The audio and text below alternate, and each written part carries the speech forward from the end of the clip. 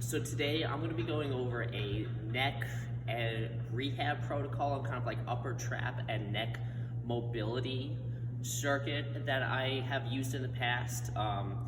About like 2 years ago, I think it was somewhere around there. I don't remember exactly, but whatever, a while ago, I had this kind of weird experience where I was doing an upper body day. So during that upper body day, I did some exercises that I hadn't done in a while, like some normal dumbbell shrugs, some seated overhead press, and I think those were the two exercises that wound up causing this. Maybe like an hour, hour and a half after that workout, I honestly kind of thought I was having a heart attack. It was the weirdest thing. My left hand was starting to tingle and kind of all up my arm, and my vision was kind of going blurry. I was kind of seeing spots and floaters, / it was going blurry. That was a super weird experience. Never felt anything like that before. Wound up going to a physical therapist to try to figure out what happened with that. I mean, I went down. I had to take myself off the floor so that I wasn't coaching for a little bit. Just kind of sit in a dark room to calm down a little, see what was going on. Kind of let the tingling go away, let my vision come back, see what was happening, and then I dealt with it after that. A little bit after that, I said, I went to a physical therapist to try to figure out what was going on, and this is kind of the protocol and some tips and tricks that she helped me work through and learn about as to what could have been going wrong on my neck. So not 100% sure what was going wrong. There didn't seem to be too much damage or anything that was actually present after she did a bunch of tests and all that, but maybe just from the fact that it was some exercises that I really hadn't done in a really long time, and then a couple exercises, the dumbbell shrugs specifically, that really loaded my traps in a lengthened position, kind of freaked out my traps. They kind of really tightened up after that, and when your traps get tight, you can actually start to pull things together in your neck, and then most of our nerves that are in our upper body run through our neck and then run down our arm, our chest, wherever they're going. So then that compression of the traps actually pulling that space together in between the cervical vertebrae was actually compressing on the nerves. That's why I was starting to feel the tingle. So her theory was that there's some reflexes up high in your neck, where if you catch something out of the corner of your eye and you look at it super quick, you don't even really think about it, it's just a reflex. So even if my traps were getting really tight there, or some other muscles in my neck, and they were compressing down on that space, that's where some of the vision blurriness and floaters might have been coming from. So recently I was kind of experiencing this again, so I started to revisit this protocol, and I wanted to make sure that it's more of a staple in my routine, to make sure that these types of things don't come back. My upper back and traps tend to be a really tight spot from squatting and benching, so I'm going to make sure that I keep that area healthy and well so that I can keep lifting for a really long time. So now I'm going to go over the protocol. So this might be the most boring part of any YouTube video ever, but hopefully I can make it a little bit better by serenading your mind with some information with my lovely voice. Okay, that was super weird, but now I'm going to go over what I'm actually doing. So what this stretch is a banded neck distraction. As you can see, I have a band tied up hot on the squat rack or anything else that you can use as an anchor, and it's kind of pulling down at that 45-degree angle to my neck. The band is then underneath, wrapped across my ears and right underneath the base of my skull, so it's going to kind of pull back and up on my head. During this whole time that I'm going to do that, I'm basically just going to lay there and let the band stretch my neck out. I'm going to kind of move my head side to side, bend my neck laterally, so bringing my ear down to one shoulder and then the other to kind of get into different parts and stretch out different parts of my neck. But other than that, I'm just laying there and breathing. Now, after learning about this banded neck distraction, it kind of became one of my favorite neck stretches and mobility exercises of all time. It just feels really, really pretty nice. I think we don't really realize how compressed our necks actually get. We just get used to the amount of tension and compression that's in that area. And often when we think about traction, we mostly think about the low back. And if we're having compression-based pain, things like hanging on a bar, some inversion tables, or things like a reverse hyper that actually provides some traction in that low back area. And we don't really think about traction for the neck as much, but it can be very beneficial. So now what you're going to see me do is a neck pack iso hold into some neck rotations. So the neck pack iso hold, I'm going to try to make a double chin and keep my head lifted just off the floor. And basically I'm going to think about like I'm trying to make a double chin harder and harder every second. This plus the neck rotations is really going to fire up the muscles in the front of my neck. So the reason why we're focusing on this is due to a concept called reciprocal inhibition. And that's when the agonist muscles, or the muscles that are doing the movement, contract, and that leads to relaxation or inhibition in the antagonistic muscles, which are the muscles opposite. So in this case, the agonist muscles are the muscles that on the front of the neck, like the sternocleidomastoid and the scalenes. These are the neck flexors. When those contract, they're leading to a relaxation or an inhibition of the muscles in the back of the neck, like the traps and the levator scap, that might be tight and causing that compression. So as you can see, I'm ending that up with a couple neck rotations, looking side to side, trying to look as far as I can. So this next exercise in the circuit is going to be a wall nerve glide. And from my understanding, basically what a nerve glide is we're not necessarily mobilizing the nerve too much, because that in itself can actually start to cause some issues if we have a hypermobile nerve. But we are going to do a specific mobility exercise to mobilize the tissue that surrounds the nerve. Okay, so that's not super tight and then compressing on that nerve, which is one of the reasons why I could have been having that tingling all down my arm. So this one I found super helpful, and we use this a couple times, have used this since for some of our clients. So for this nerve glide, and there's a bunch of different ones, this one is just the specific one that really helped me. I'm going to put my hands flat on the wall, okay?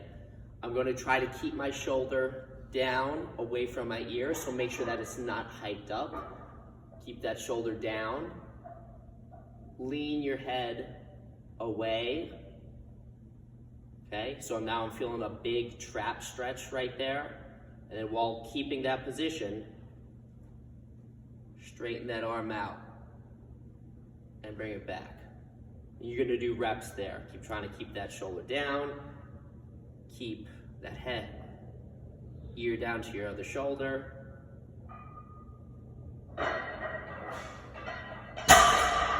And do reps when you're straightening that arm down. So I feel that all down my trap, and I even feel that down into my bicep and through my forearm. So the next part of this circuit is we're actually gonna start to do, pick a couple exercises where we load the traps in a lengthened position, so we can get used to feeling that stretch and handling that stretch position under load, okay? We're still kind of doing it, again, we're not necessarily crushing it super heavy, we're just building a tolerance to that stretch so that your traps don't freak out and tighten up based off of overuse or overtraining, okay? And that's, again, one of the reasons why I think doing the dumbbell shrugs is one of the things that caused this, because I hadn't done those in a while, and I was really focusing on trying to stretch out my shoulders as much as I can. I was letting those pull down and then actively trying to pull it up as high as I can. Since I didn't have a tolerance to that stretch, my body kind of freaked out a little bit and over tightened, and that's where I started to get these symptoms. So we can do things, we can do lightly loaded dumbbell shrugs, okay? Or we can do farmer's carries, where we're actually letting those shoulders hang down and we're letting those shoulders pull down away from the ears, walking for a certain distance, whatever space you got. We can also do suitcase carries, where you do the same thing. Walk, again, whatever space that you have. Switch hands so that when you walk back, you can do the single arm dumbbell shrugs. You can also do a Zercher hold, where you're either just holding that bar or you're walking with it, so you're actually doing a Zercher carry. The exercise that you pick isn't super important. You can kind of pick whatever you want to do there. What's important is that you're starting to, again, lightly load and under control, but loading that stretch position for your traps. So the last exercise in this circuit, this mobility circuit, is going to be some sort of cardiovascular exercise. When I was doing this a while ago, I hopped on the bike. Again, we've got the VersaClimbs behind me. Pick whatever exercise tool that you want and prefer, okay? Probably something, again, since we're focusing on the upper traps, something where you're also pedaling with your arms. So if you have an elliptical where you're moving your arms, again, I used the bike, that worked out really well. Probably not something like sled drags, because even though you're swinging your arms, you're not really getting too much resistance or blood flow to that area. The reason why we're ending with the cardio piece is that we're looking for that blood flow.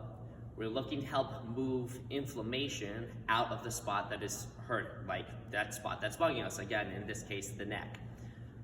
One of the ideas that, I was exposed to during this whole time was that if an area is tight, it could actually be trapping some inflammation in that spot, and that could be what's causing issues. So I literally have some inflammation that's happening in between the muscle fibers and tissues and maybe even the cervical vertebrae in my neck. That could be what's actually pushing on the nerves and leading to those problems. So we're now doing something cardio.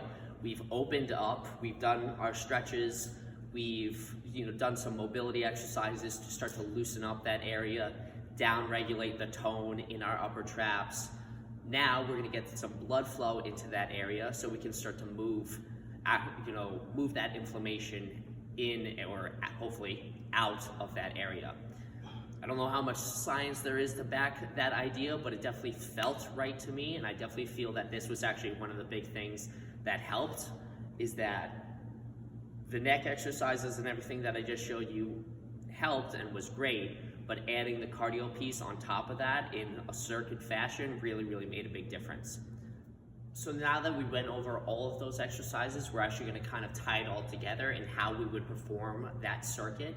So I was doing this on my as an upper body warm-up, and I was doing this on my movement or active recovery days in between the days of my heavy lifting. So when I was doing it for my upper body warm-up, I would do 2 to 3 rounds. I started with 3, and then as I started to feel a little bit better, I kind of dropped it down to 2 because that's all I needed to, or felt like I needed to actually do the warm-up. So what I would do is I would do some normal SMR, so rolling out my traps a little bit just to get things moving. I would do that banded neck distraction at the start for about 5 minutes. Really, you can start with like 2 or 3 minutes to start to feel some benefit of that decompression. But I've stayed in that spot for anywhere between like 5 and 10 minutes, depending on how it feels. It feels pretty good to me, and I can chill out there for a really long time. So if you press on time, you're probably okay getting 2 to 3 minutes out of it. If you want to hold that stretch for longer, a longer duration, you can go anywhere between 5 and 10 minutes, and that's okay. Okay? So I would do that as a standalone. I would only do that once before I actually got into the circuit. So the first thing with the neck hold, okay, and the rotations. So I would do a 20-second hold right into 5 rotations looking each way, okay? Then I would do that wall glide, 5 to 10 reps. Again, kind of based off of how it was feeling, however many I wanted to do.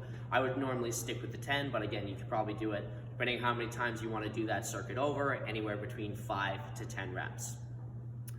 Next, for the trap loaded in the lengthened position movement, it would depend on what I was doing. So if I was doing, some light shrugs, I would do 10 to 15 reps, just enough to kind of start to feel a little bit of a contraction there, to feel a little bit of a pump and not too much fatigue, but you're feeling your traps work.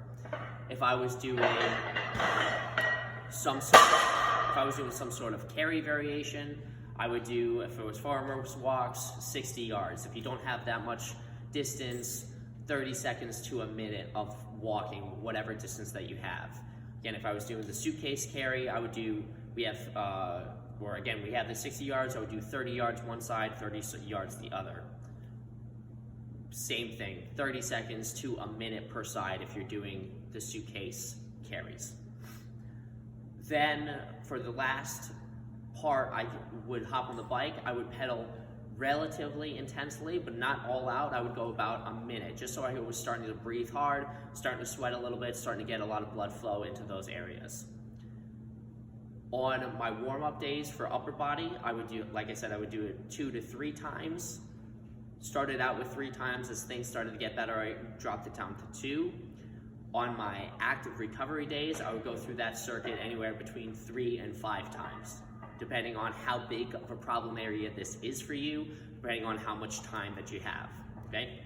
So again, the neck distraction I would do as a standalone, do that before you do the circuit, then go through that circuit 2 to 3 times for a warm-up, or 3 to 5 times on an active recovery day.